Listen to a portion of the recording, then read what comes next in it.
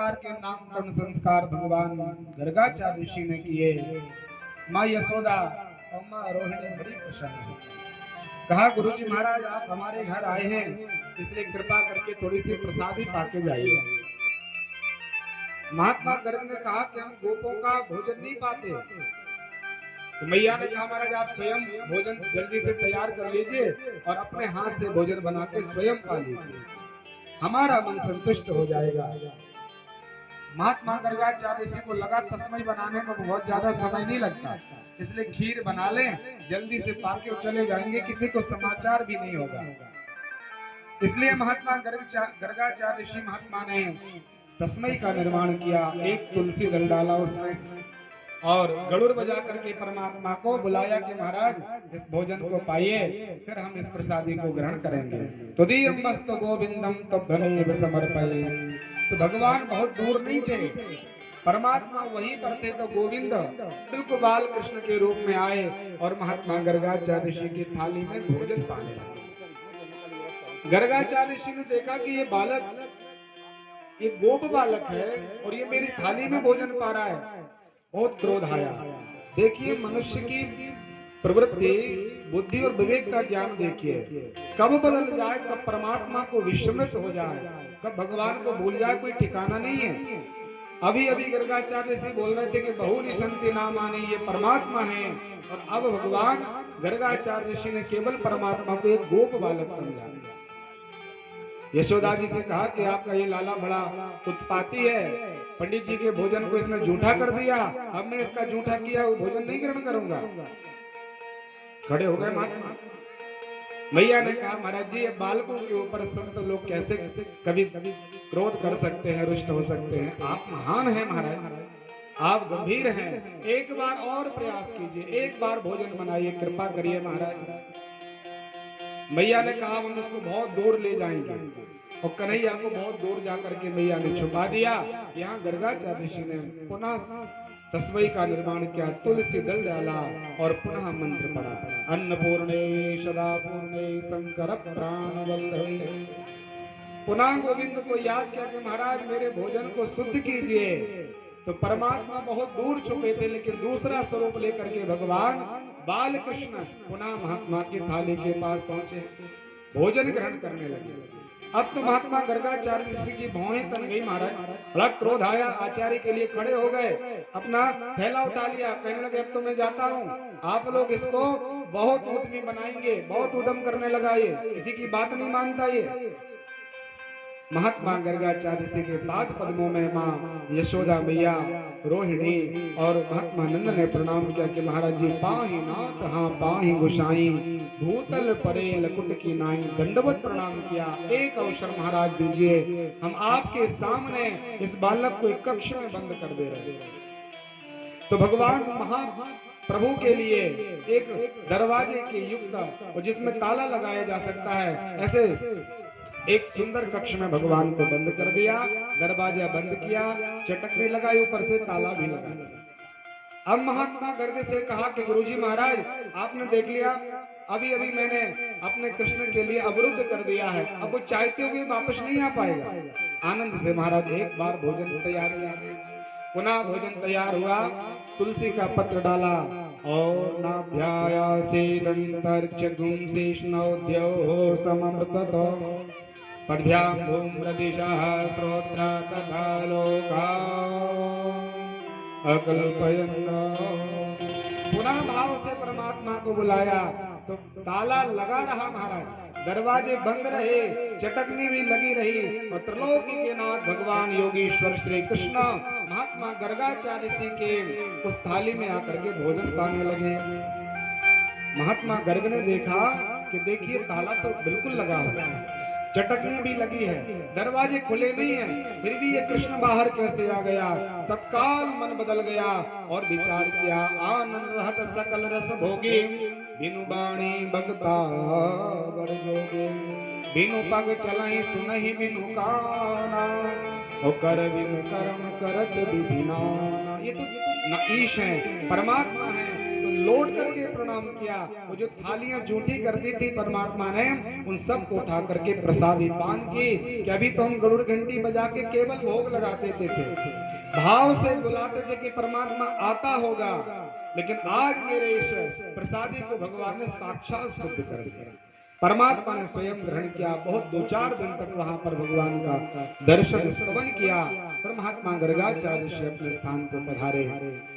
एक बार मैया यशोदा जी ने एकदा गृहदाशीषु यशोदानंद गेहनी कर्मांतरयुक्ता निर्मम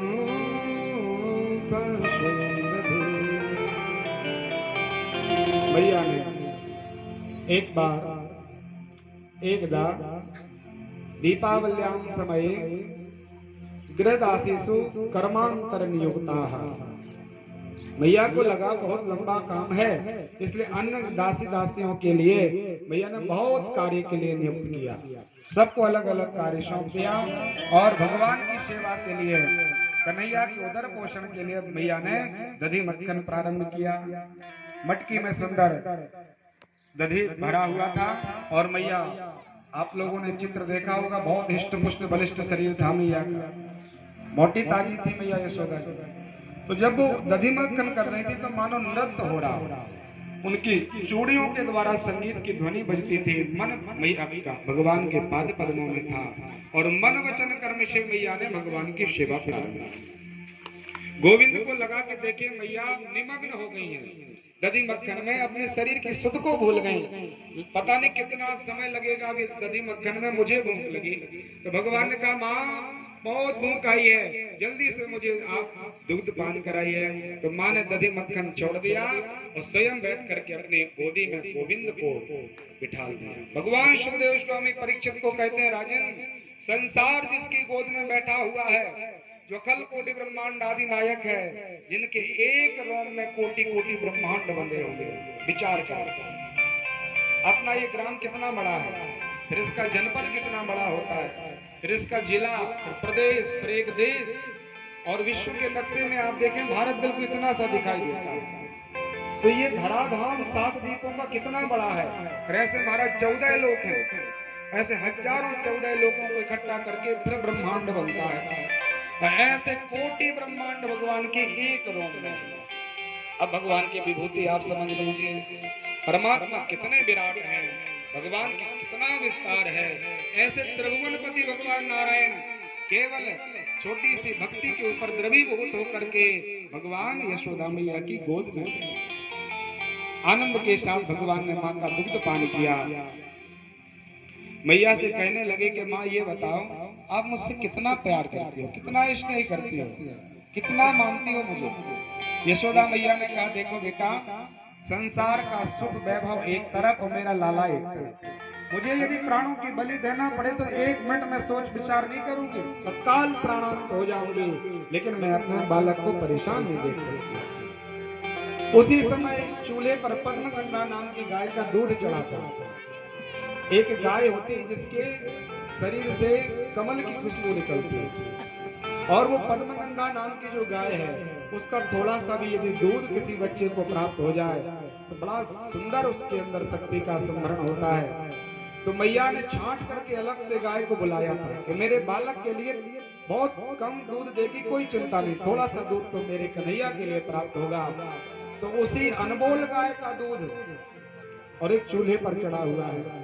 भगवान कृष्ण मैया की गोदी में है, मटकी में बहुत ज्यादा दधी भरा हुआ है। तो इन तीनों पदार्थों ने विचार किया, माँ के स्तनों ने विचार किया कि देखिए परमात्मा यदि मक्खन खाएंगे, मिश्री पाएंगे तो मेरा जीवन निरर्थक है। मटकी ने विचार किया कि मेरे अंदर जो भरा हुआ विशाल सब दधी है, वो यदि भगवान माँ के दुग्ध पान कर लेंगे और भगवान तृप्त हो जाएंगे तो मेरा जीवन भी धिक्कारपूर्ण है। वहां पद्मगंधा गाय का जो दूध चढ़ा है, उसने विचार किया भगवान का पेट भर जाएगा, ये तृप्त हो जाएंगे तो मेरे जीवन का कोई मतलब नहीं, इसलिए उसमें उफान आना प्रारंभ हो गया, उसमें उफान आ गया। मैया ने देखा कि देखिए दूध बिल्कुल गिरने वाला है, तत्काल कन्हैया को नीचे छोड़ दिया और उस दूध को बचाने के लिए मैया दौड़ी। भगवान ने विचार किया, अभी अभी मैया कहती थी कि महाराज प्राण देना पड़े तो मैं विचार नहीं करूंगी, और यहाँ केवल 250 ग्राम दूध की रक्षा करने के लिए मैया ने मुझे जमीन में पटक दिया। अब मुझे माँ का भी दूध पान नहीं करना, मुझे कोई किसी प्रकार का दही मक्खन नहीं खाना, मैं उस गाय का दूध का पान नहीं करूंगा। बार बार भगवान अपनी क्रियाओं के द्वारा माँ को समझाने लगे, माँ तूने अच्छा नहीं किया, थोड़े से एक पदार्थ के प्रति और मेरा बड़ा तिरस्कार अपमान किया है। मैया कहने लगी, बेटा तू इतना छोटा, तेरा मान अपमान अभी से होने लगा। अरे अभी क्या तेरा मान और क्या सम्मान, क्या अपमान, और मैं जो भी कार्य करती हूँ तो मैं केवल आपके लिए, वो गाय का दूध मेरे लिए नहीं था, वो केवल आपके लिए था।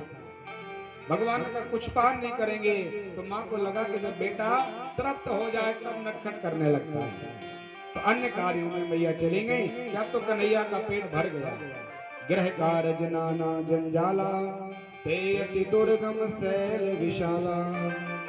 माताओं का जो घर का कार्य है वो किसी को दिखाई नहीं देता, अपितु शास्त्रों में आदेश है महाराज, गृह कार्य नाना जंजाला, ते अति दुर्गम शैल विशाला। पर्वतों के समान काम होते कभी पूरे नहीं होते, और पुरुष वर्ग विचार करता है कि कुछ काम नहीं है फिर भी कभी फ्री नहीं है, आखिर क्या करती रहती हो। मैया को लगा कुछ थोड़ा सा काम कर लें, तो भगवान कृष्ण के लिए वहीं पर छोड़ दिया और स्वयं अपने भवनों में जाकर के कार्य किया। यहाँ परमात्मा ने विचार किया कि चलो इसमें भी एक खेल करें। परमात्मा ने देखा चारों तरफ कोई नहीं था, तो भगवान ने एक पत्थर उठाया और कई पीढ़ियों के जो माट मटके थे भगवान ने चोट लगाई और सभी प्रकार के माट मटके फोड़ दिए। परमात्मा ने मैया का पूरा आंगन दही मक्खन और घृत आदि से लबालब भर गया। दो चार दूत भगवान के पहुंचे, कहा मैया तेरे लाला में माट मटके फोड़ दिए, बड़ा इसने उत्पात किया है, आपने बहुत हानि कर दी। मैया दौड़ करके आई और देखा कि यहाँ पर सभी प्रकार का मक्खन मिश्री आदि सब डला हुआ। माँ को लगा बेटा तो बड़ा उत्पात करने लगा, इसलिए इसको बांध देना चाहिए। तो त्रिलोकी के नाथ को, जिसको वेद आदि नेति नेति कह के छोड़ देते हैं, उन परमात्मा को बांधने का प्रयास किया। रस्सी लाई और एक उखल से बांधने का प्रयास किया। पहले उखल को बांध दिया, फिर परमात्मा के उदर को बांधने का प्रयास किया। तो वो जो रस्सी थी वो 2 अंगुल छोटी हुई। मैया ने दूसरी रस्सी लाई, उसमें उसको जोड़ा, फिर से कन्हैया को बांधा, फिर भी 2 अंगुल रस्सी कम। पुनः मैया ने प्रयास किया, घर के सभी प्रकार के रस्सी लग जाते हैं लेकिन परमात्मा का बंधन नहीं हो पाया। श्री सुखदेव स्वामी परीक्षित को कहते हैं, राजन परमात्मा को बांधने का साहस केवल उसके पास है जिसके अंदर तम और राज, ये रजस और तमस 2 प्रकार के जो गुण हैं वो नष्ट हो जाए। केवल व्यक्ति सत्य में जीना प्रारंभ कर दे। अपने जीवन में 3 गुण है, सत्य, रज और तम।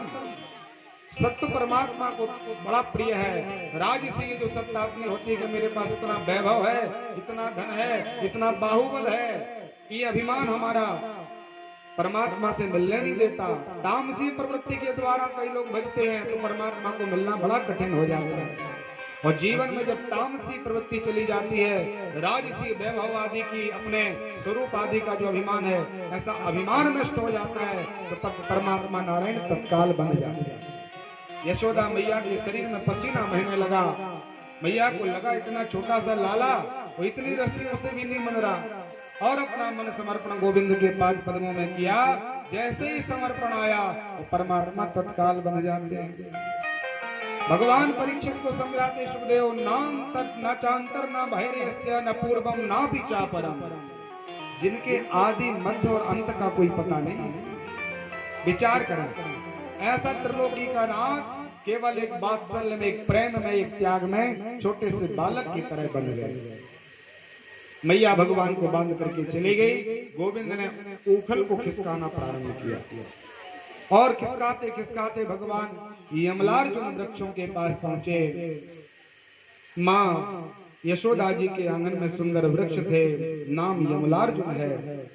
उन वृक्षों के बीच में बहुत कम दूरी थी, परमात्मा ने स्वयं उन दोनों के बीच में से निकलना प्रारंभ किया और पीछे से ओखली को फंसा दिया। चारों तरफ भगवान ने देखा कि मैं कोई भी कार्य करता हूँ, कुछ ना कुछ कोई मैया को समाचार देके चला जाता है, माँ आज तेरे लाला ने ऐसा कर दिया, आज तेरे लाला ने ऐसा कर दिया। प्रभु ने देखा कोई देख तो नहीं रहा, और जैसे कोई चोर चोरी कार्य करता है ऐसे ही भगवान ने भी देखा चारों तरफ कोई नहीं था, एक झटका दिया और तत्काल यमलार्जुन के जो वृक्ष थे धराशायी होकर के पृथ्वी पर गिर पड़े। बोल भक्त वत्सल भगवान की। उन दोनों वृक्षों में से दो पुरुष निकले और भगवान का दिव्य आश्रय लिया, भगवान की स्तुति की। पुल्लारविंद परमात्मा का दिव्य वैभव, भगवान के विग्रह का अनेक स्तुतियों के द्वारा स्तवन किया। दोनों भगवान को प्रणाम करके परिक्रमा लगा के लिए पधारे। तो यहाँ श्री सुखदेव स्वामी को परीक्षित ने कहा, गुरुजी महाराज, भगवान ने ओखल के द्वारा वृक्षों को धराशायी किया और उन वृक्षों में से पुरुष प्रकट क्यों हुए? आखिर ये पुरुष कौन थे, इनका परिचय दीजिए महाराज। तो भगवान श्री सुखदेव स्वामी ने समझाया कि देखिए, ये जो दोनों बेटे हैं ये महात्मा कुबेर के बेटा है। एक बार संसार का वैभव भगवान शंकर के पास आया, बाबा विश्वनाथ जी का संसार का वैभव है, जितनी भी संसार में धन संपत्ति है ये सब भगवान शिव की है। बाबा को लगा कि मुझे भगवान के नाम के बिना कोई समय नहीं, हर समय मैं परमात्मा के नाम में निमग्न रहता हूँ, तो इतनी संपत्ति हमारे पास है, इसका देखभाल तो करना चाहिए किसी को। तो कुबेर के लिए धनाध्यक्ष बना दिया कि महाराज धन के अधिपति आप हैं और जो जिस प्रकार से व्यवहार करे, जो जैसी पूजन अर्चना करे तत्काल उनको प्रदान करते रहेंगे। कुबेर के हाथ में संसार का धन आया, अध्यक्ष बने महात्मा कुबेर। इनके बेटे का नाम नलकुबर और मणिग्रीव था। दो बेटे थे। दोनों बेटों ने विचार किया कि हमारे पिता के पास इतनी संपत्ति है, आनंद से उपभोग करें। और जिनके पास बहुत ज्यादा धन आ जाता है तो शास्त्रों में लिखा है महाराज 14 अवगुण अपने आप उसके पास आ जाते हैं, बुलाना नहीं पड़ता। हम कहते हैं धन संपत्ति सब आवे, हमारे घर में संपत्ति वैभव आवे और हमारे शरीर का दुख दूर हो जाए, ये तो संभव नहीं है। धन का ऐसा प्रभाव ही है कि यदि हम अधर्म के द्वारा धन को इकट्ठा करेंगे तो निश्चित रूप से वह हमारे बहुत कष्ट का, क्लेश का कारण बनेगा। 4 हमारे पुरुषार्थ हैं, धर्म, अर्थ, काम और मोक्ष। क्रम से भगवान ने विवेचन किया कि पहले आप धर्म कीजिए, धर्म का आश्रय ले लें तो धर्म के अनुसार आप अर्थ को इकट्ठा करें, धन कमाएं। धन आपके पास आ जाए तो अनेक कामनाओं में लगाइए। जैसे आज पांडे परिवार में दिव्य धन का सुंदर यह कार्य श्रीमद् भागवत महापुराण में किया। इस प्रकार की कामनाओं में धन को व्यय करें और ऐसे काम करते करते महाराज चौथा पुरुषार्थ तरफ दृष्टि होनी चाहिए कि हमें अंतिम हमारा लक्ष्य मोक्ष है, हमें मोक्ष प्राप्त करना है। इस प्रकार से 4 क्रम से अपने ये पुरुषार्थ है। लेकिन आजकल हम क्या करते हैं, धर्म को धक्का दे देते हैं, धर्म का कोई आश्रय नहीं लेता। और माता पिता भी महाराज अपने बेटे के लिए वही शिक्षा प्रदान करते हैं जिससे उसका उदर पोषण हो सके। ऐन कैन प्रकार कैसे भी वो पैसा आना चाहिए। तो भगवान श्री सुखदेव स्वामी परीक्षित को समझाते हैं, राजन जो धर्म का आश्रय नहीं लेता और धन को इकट्ठा करता है उसका धन कभी उसको मुक्ति का साधन नहीं बन सकता, और जो धर्म का आश्रय लेकर के धन इकट्ठा करेगा उसका भगवान की कृपा से मोक्ष हो जाता है। महात्मा भरत जी जब राम जी से मिलने के लिए पहुंचे, त्रिवेणी में महात्मा भरत जी पहुंचे तो त्रिवेणी ने बहुत सुंदर आशीर्वाद दिया। भरत जी को साधु कहा, हे भरत तुम सब विधि साधु हो, आप बड़े संत हो, आपकी इस त्याग तपस्या और इस दिव्य स्नेह का आश्रय लेकर के बड़े बड़े महात्मा लोग कर जाएंगे, मुक्त हो जाएंगे। आप ऐसे भरत हो, आप वरदान मांगो, क्या चाहते हो? तो क्रम यह है कि धर्म, अर्थ, काम, मोक्ष। लेकिन महात्मा भरत जी ने कहा अर्थ न धर्म न काम रुचि। क्रम बदल दिया महात्मा भरत जी ने। चाहते तो सीधा कह सकते थे धर्म न अर्थ न काम रुचि, कोई बहुत ज्यादा अंतर नहीं आ रहा। लेकिन महात्मा भरत जी ने कहा ऐसे अर्थ से और ऐसे धर्म से मुझे कोई प्रयोजन नहीं जो मेरे रामलला से दूर कर दे। हमें त्रिभुवन की सत्ता का आश्रय भी चाहिए। शास्त्रों में लिखा है महाराज अयोध्या जी का ऐसा वैभव था कि देवता इंद्र आदि देवता भी विचार करते थे कि एक आध दिन का हमें भी राज्य मिल जाए। सुरेप्सुत लक्ष्मी थी माँ अयोध्या जी की, दिव्य अनपायिनी अयोध्या जी, जिनको कोई जीत नहीं सकता। ऐसी अयोध्या जी का राज्य भगवान राम जी ने पिता का आदेश लेकर के तत्काल त्याग दिया। और भरत जी को सबने कहा महाराज इसका राज्य करिए, पिताजी का आदेश है। भरत आपके चक्रवर्ती सम्राट ने कहा है कि आपको टीका दिया है, आपका राज्याभिषेक उन्होंने किया, उनका मन था, पर वो प्राणांत हुए, इसलिए आपको परम धर्म है कि आप इसका राज्य करिए।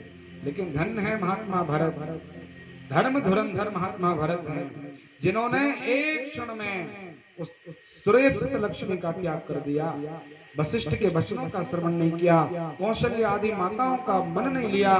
सचिव आदि ने कहा महाराज आपका तो एक ही कर्तव्य है कि जो माता पिता के मन वचन कर्म से आश्रय लेते हैं, वचन का आश्रय लेते हैं, पालन करते हैं, उनका भगवान मोक्ष कर देते हैं।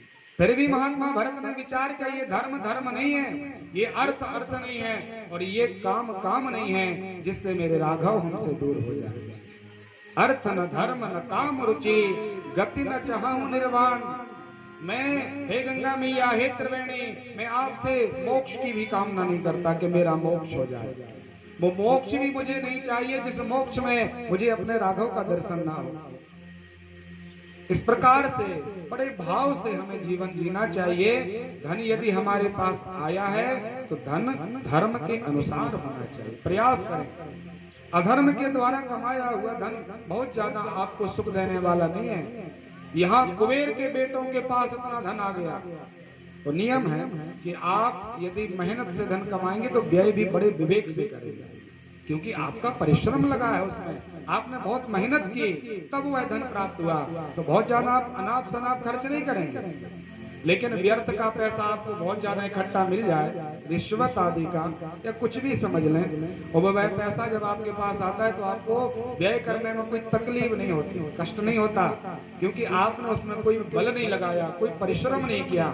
त्रिभुवन की संपत्ति कुबेर के पास आई तो इनके बेटा पागल हो गए। कनक कनक ते 100 गुनी मादकता अधिकाय, स्वर्ण आदि बिल्कुल पागल बना देता है व्यक्ति। बौरा गए महाराज, और वो 14 अवगुण के अंदर आए। एक बार किसी देवांगना अप्सराओं को और सुंदर मंदाकिनी में विचार करें, कैलाश पर्वत पर मंदाकिनी मैया है, ऐसे दिव्य मंदाकिनी, गंगा का ही नाम है, भगवती माँ गंगा। मंदाकिनी में पवित्र सरोवर में जाकर के उन स्त्रियों के साथ निर्वस्त्र कीड़ा करने लगे जल में। एक तो तीर्थ का अपमान किया, एक वरुण भगवान का अपमान किया, एक कैलाश पर्वत धाम का अपराध किया, और दूसरा वहां पर निर्वस्त्र होकर के संसार में जो वेद विरुद्ध कार्य है वो इन्होंने आश्रय लिया। बहुत लंबा समय निकला, महात्मा नारद जी वहां से आए दर्शन करने के लिए शिव जी का। महात्मा नारद ने देखा कि ये कुबेर के बेटे तो पागल हो गए, इनको संपत्ति प्राप्त हुई और इस प्रकार जड़वत व्यवहार करने लगे। नारद जी को देख करके कुबेर के बेटों ने ठहाका लगाना प्रारंभ किया, हंसने लगे बहुत जोर जोर से। अरे पंडित जी आप क्या जानो, आपके पास 2-4 रुपए होते तो आप इसकी महिमा को समझ जाते कि पैसा का क्या प्रभाव होता है। जब व्यक्ति के अंदर पैसे की गर्मी होती है तो किसी को समझता नहीं है, कहता महाराज खड़े खड़े खरीद लेंगे आपका। धन्य है महाराज आपका पैसा। बहुत अपमान, बहुत अभिमान उस पैसे के द्वारा व्यक्ति संसार का करता है। और बहुत सावधानी से सुने और बिना संकोच के हम आपको कहते हैं ये पैसा बहुत ज्यादा आपको काम आने वाला नहीं है। अभी ये कोरोना काल में सबको परिचय भगवान ने दिया है कि जिनके पास जितनी सत्ता थी, गरीब के लिए कभी कोरोना नहीं हुआ। बहुत ज्यादा जो भगवान से जुड़े थे उनको बहुत ज्यादा परेशानी नहीं आई, लेकिन जिनके पास पहुंची हुई सत्ता थी और पहुंचे हुए जिनके संबंध थे बड़े बड़े संतरी मंत्री विधायक आदि से, महाराज कोई काम नहीं आया। सब फोन लगाते थे तो उठाता नहीं था, और सब कह देते थे सॉरी महाराज हम कुछ नहीं कर सकते। तब मनुष्य को पता चला कि ये सब जो हमारा धन वैभव है ये किसी काम का नहीं, तो हमें बड़ी सावधानी के साथ इसका आश्रय लेना है। धन के बिना कोई काम भी नहीं होता।